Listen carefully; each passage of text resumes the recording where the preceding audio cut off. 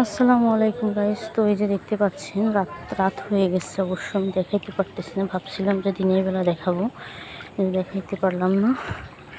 আমাদের এইখানটাতে একটা বিলের ভিডিও দেখিয়েছিলাম যে আমরা মাছটা ধরি।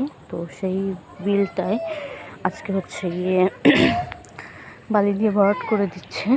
তো সারাদিন বালি ছাড়ি নাই, এখন বালি ছাড়ছে। সবাই এখানটাতে কাজ করতেছে, বালি ছাড়তেছে এখন। তো বিলটাতে প্রচুর মাছ, এখন যে পানি যাচ্ছে আর নেট দিয়ে এখান থেকে ঘিরে দেওয়ার কারণে বালিটা আসলে যাতে বাহিরে না যায়। আর আমরা মাছগুলোকে খুব একটা দেখতে পাচ্তেছি না, যে বালিটা ছেড়ে দিছে। খারাপ লাগতেছে যে আমরা আবার ভালোও লাগতেছে যে বাচ্চা কাচ্চা ছিল, পানি থাকলে অসুবিধা হইতো।